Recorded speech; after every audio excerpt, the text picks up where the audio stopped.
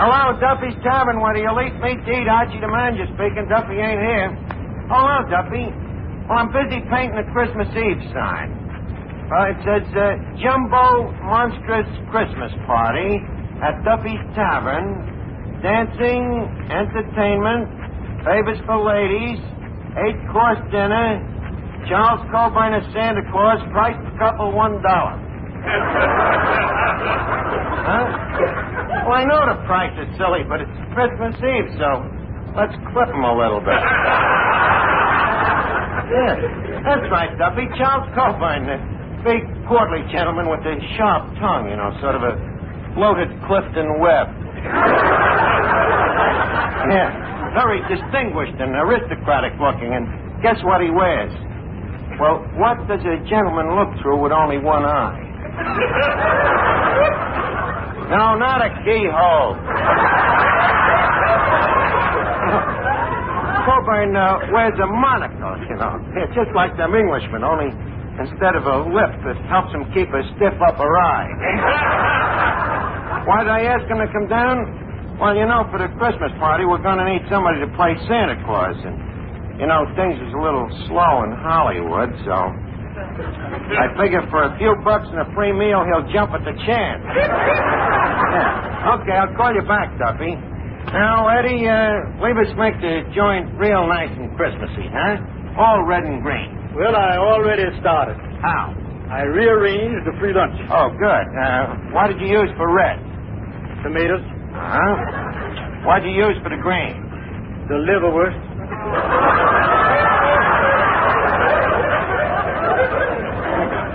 That's such a deep green. How come you didn't use the lettuce? Well, that's purple. I'm saving that for Easter. Well, when you get finished, I think I have another cute little Yuletide touch, Eddie. You know them reminders we send to our delinquent accounts, the ones where we say, pay off in 10 days, you swindling skunk, or we'll throw you in the clink? Yeah. Get this. With each letter, I'm enclosing a sprig of holly. Now, let's see. Oh, yeah. Oh, Eddie, hand me a cake of soap, huh? Soap? Yeah, soap. You got a new girl? No. Well, then what do you want with soap? Well, I want to write a poem on the mirror. You know, me annual Christmas poem. Oh, you got a new one. Yep, and this one's terrific, Eddie. You know, in the past, I have always used iambic pentameter. But this year, I felt more in a trochee mood. And it came out much better. What's a trochee? You use more colons. Would you like to hear the poem, Eddie? Have I got any choice? No. Yes. Okay, listen. Merry Christmas to yous all. Be of right cheer and joyous. Leave us Yule a log on the fire, and leave not naught annoy us. Come lift your beakers and quaff us a skull. Kris Kringle's abroad in the snow. I quaff, lads, and laugh, lads. Ha ha, hee hee, ho ho.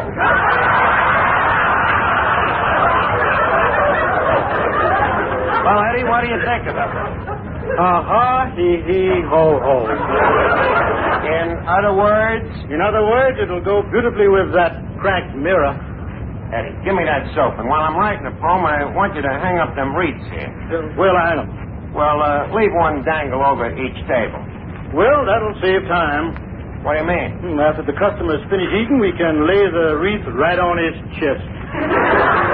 Eddie, don't be such a ghoul, will you? Archie. Yeah, Miss Duffy? I have a message from Papa. Huh?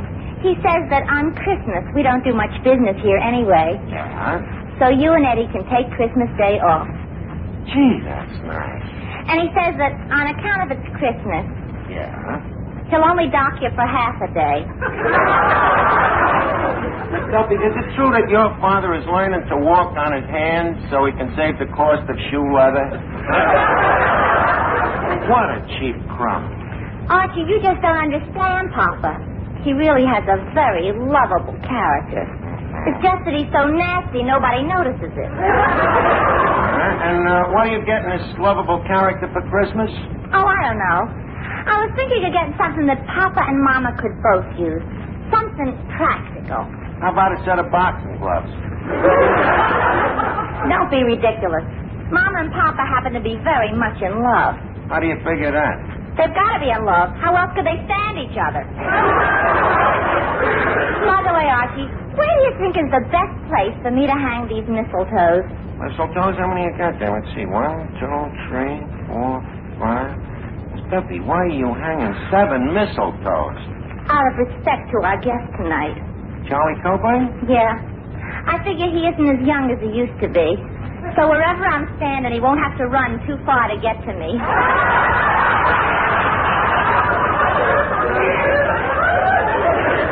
Stuffy, I'm afraid you're making the wish the grandfather to the door. Oh, no, I'm not.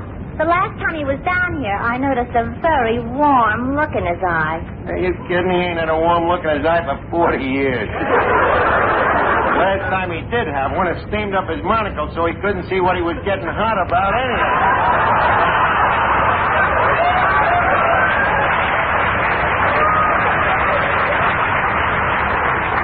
And how come you're making passes at Coburn? What about that boyfriend of yours, that Rodney Haybinder? Oh, him. What's the trouble? I just found out what he's getting me for Christmas. A $2 bottle of perfume. Did you ever hear of anything so cheap? Just a minute. $2 for perfume might not be cheap. All depends. Is it a quarter or a fifth? Archie, everybody knows that perfume doesn't come in quarts or fifths. This is a pint.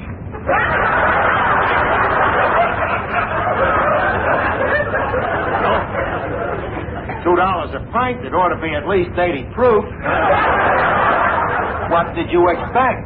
Well, I thought he'd at least get me a fur coat or maybe an alligator bag. Alligator bag? What would you do with it? You ain't got an alligator.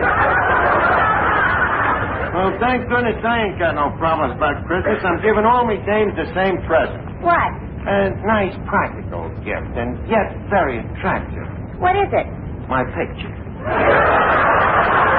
I was going past this snapshot parlor the other day, and I had 6 lovely portraits made. Here, take a look. Seems a shame to waste these pictures on Christmas. They're such a natural for Halloween. Hello, Art. Oh, hiya, Finnegan. Well, it looks like it's Christmas again, huh? It is? Yeah. Seems like only last year. Hey, Arch, guess who's here with me tonight? Oh, My brother Wilfred.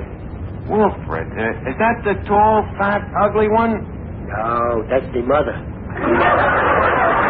Wilfred's big brother, you know, the black sheep of the family. The black sheep? Yeah, the one with the brains. Oh, that one. Oh, yeah. Yeah, the one with the high Q. The what? The high Q. It's the way they measure brains. In other words, high Q is a scientific nickname for a genius. You know, liberally translated, it means intelligent quadruped.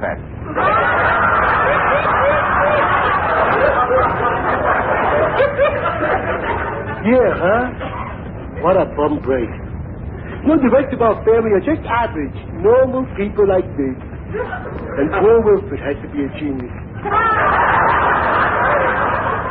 Well, you got to take the bitter with the sweet, Finnegan. When did you first find out about it? Well, the first time we realized he was abnormal was when we seen him reading the newspaper without moving his lips.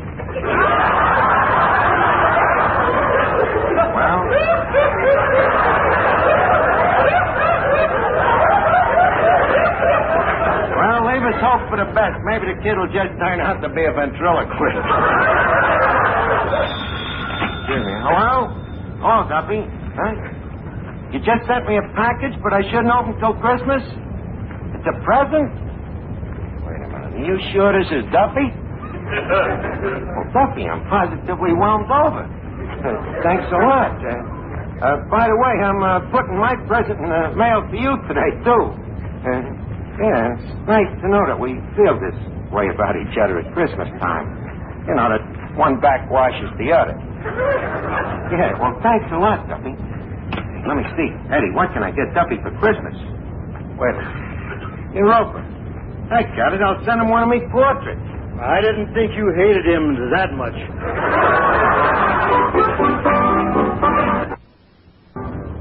Oh, let's see. I think I'll autograph my portrait by saying something nice to Duffy. Let's see. To my lovable employer, Duffy, in fond appreciation of all I have done for you.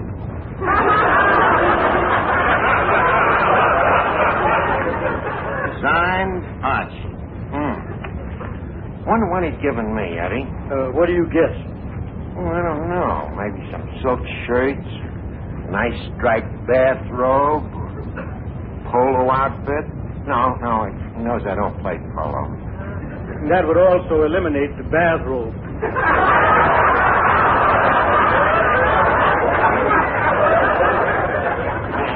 Eddie, one does not play polo in a bathrobe. Hey, Art. Yeah, Finnegan. Here's me brother Wilfred. You remember him? Oh, yeah. Well, how are you, little Wilfred? My, you certainly have been growing. Doesn't that strike you as an entirely normal procedure? Well, that's how it goes. Tell me, how's things in school, Wilfred? Are your teachers learning you much stuff? Archie, they're not learning me. They're teaching me. Well, that's what they're after. Well, you're certainly looking fine, Wilfred. Very manly. Are you eating good? Yes, I receive sufficient nourishment, thank you. That's right. Well, you got to eat good if you want to grow up to be a strong man like your Uncle Archie. You know how I got this physique of mine? Malnutrition? Yes, sir, and plenty of it. Yeah, always eat lots of bread, potatoes, pancakes. Well, I'm on a diet that prohibits carbohydrates. Carbo what rates?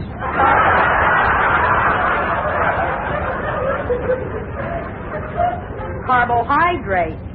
Oh, them. Yeah, tell me, what's them things again? Starches, of course. Oh, yeah, I was right on the tip of my tongue. Yeah. What about them?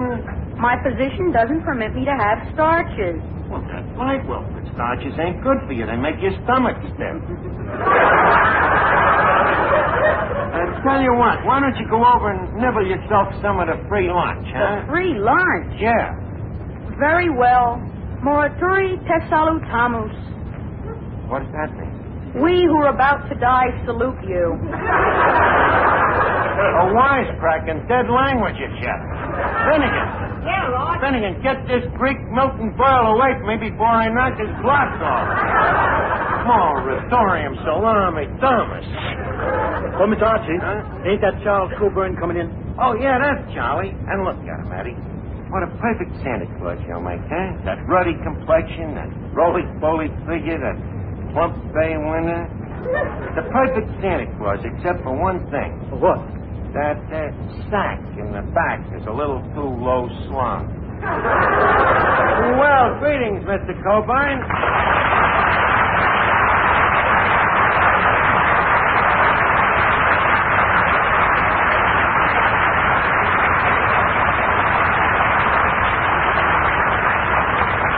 Coburn, it's a distinct privilege to humble your gracious presence to the inner confines of this immortal sanctum and... Shut up.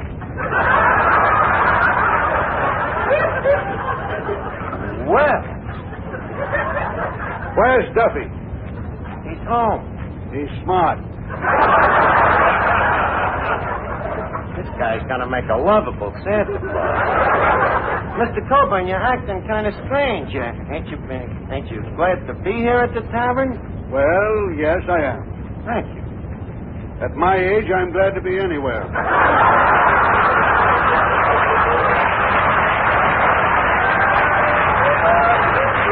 What do you mean, your age? You ain't changed a bit since I last seen you. Well, you don't look so hot yourself.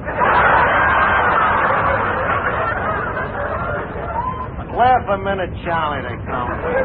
Well, nevertheless, we're glad to see you on this return visit. Return visit? Yeah, you've been here before. What? Impossible. One doesn't do this sort of thing twice. Charlie, you was here about 2 years ago. Amazing. I've been telling my psychiatrist it was only a dream. So what? At your age, dreams is a lot more fun, ain't they? What? Sorry, Nolan, sense offended. I'm really very sorry. How about introducing me? Introduce yourself. Okay. Oh, Mr. Coburn. Sir?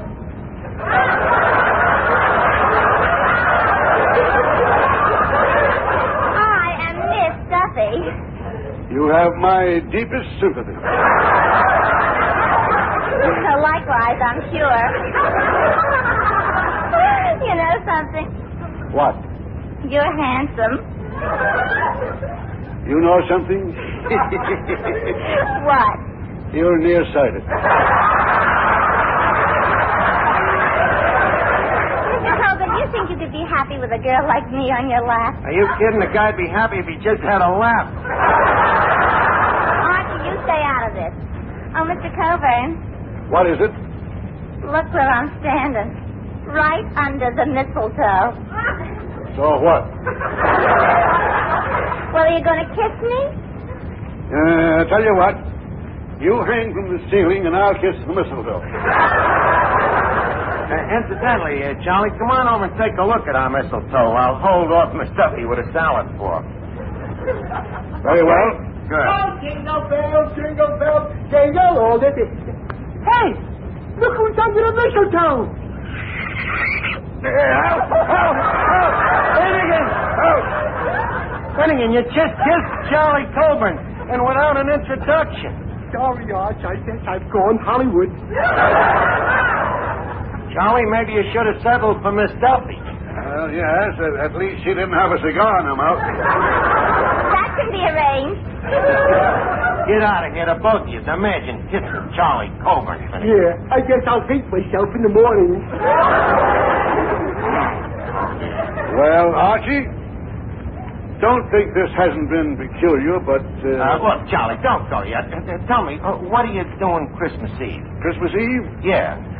Well, we have an old custom in our family, Archie. I always take Grandma to the fights. Oh, that's very sweet, but this time, why don't you let the dame go stag? Now, here's what I had in mind. We need a Santa Claus for our Christmas party, and I was thinking if we got some whiskers for you, that, maybe... No, wait a minute. Me spend my Christmas in this rodent's rotisserie?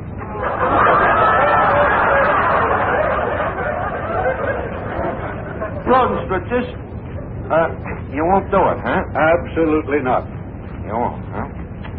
Oh, Miss Duffy, Finnegan, mistletoe time. Oh, good. Don't move, Mr. Coburn. Oh, jingle bells, jingle not bells. that again. Okay, then. Look, Charlie, you're dead. The joint is loaded with mistletoe, and you ain't got a chance unless I protect you. So what do you say? Will you or will you not be Santa Claus? Ho, ho, ho. On, dancer, on, prancer, on, dunder, and...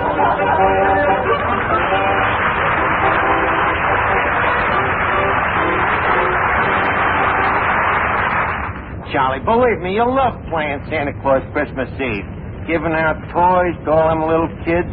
Don't forget, you was a kid once yourself, wasn't you? There's no record of it. Well, I probably didn't keep records in them days. Come on, Charlie. You'll feel better just as soon as you talk to one of these kids and see what it's like. Hey, wait a minute. Hey, Finnegan, is your kid brother Wilfred still here? Yeah, he's right here, Arch. Good. Hey, Wilfred, come here. I'd like you to meet Santa Claus. Well, not the Santa Claus. That's right, young man. Ho, ho, ho. Well, son, I'll be coming down the chimney Christmas Eve, down your chimney. Thank you very much, but we have an oil burner. Wilfred, look, don't you believe in Santa Claus? Santa Claus is an ancient superstition and a throwback to pagan mythology. Does that mean he does or he don't believe in it? Enough of this nonsense. Mr. Claus, Yes? I understand you live up at the North Pole. Do I? Oh, well, yes, of course I do. I also understand that the average temperature of the North Pole is estimated at 70 to 90 degrees below 0 Fahrenheit. Well, it does get a bit nippy. But then again, a fellow can always grab off a snort of... Santa Claus. Wilfred, Santa only drinks soft drinks, of course. Yes, although on occasion I will take a jigger of snow with an olive in it.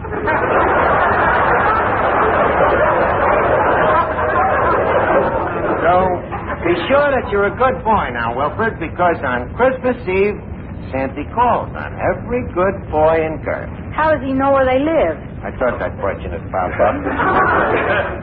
Santa Claus keeps their numbers in a little red book.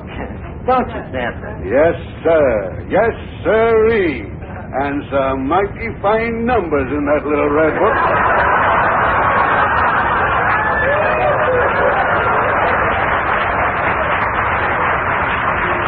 There's some mighty fine numbers. Yes, sirree. Oh, this is ridiculous. Preposterous. Wilfred, you mean you don't believe in Santa Claus? Archie, please. It's an amusing legend, but this road company, Edwin Gwen, plays him so badly. Now, you little grumpy, you... Oh, please, Santa Claus, please go to the little boy's throat. Then get me out of here. Well, look, Charlie, I'm sorry it turned out like this, but you can't let us down. You promised you'd be here on Christmas Eve. Don't worry, Archie. I'll be here on Christmas Eve. Playing Santa Claus. Yes, playing Santa Claus. With a nice big bag over my back. And you know what I hope to have in that bag? What? Wilfred.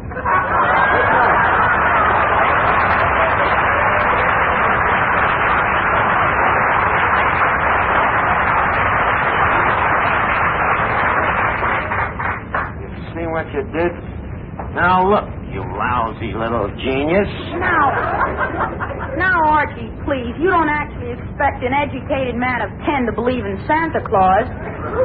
Don't I? Look, Wilfred, maybe there ain't no real Santa Claus with no red coat and reindeers and something jumping down chimneys. Okay, but there is something that a kid like you should get wise to. Something that kind of makes people do wonderful things for each other at Christmas time. And I like to call it Santa Claus. It's something inside of all of us, kid, that if we're right guys, will turn each one of us into a Santa Claus. With every guy loving his fellow guy and working with him to bring good in the world and maybe peace. And, kid, don't tell me there ain't no that kind of a Santa Claus. That's telling them, Mr. Archie, and say, Huh?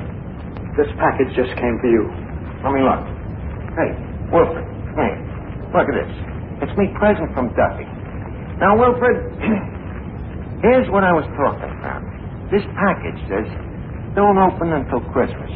But I want to teach you a lesson, so I'm going to open it. Now, you see, here's a guy named Duffy. He's mean, and he's stingy, and he's cheap. And yet, at Christmas time, he changes. And he gives me this picture of himself.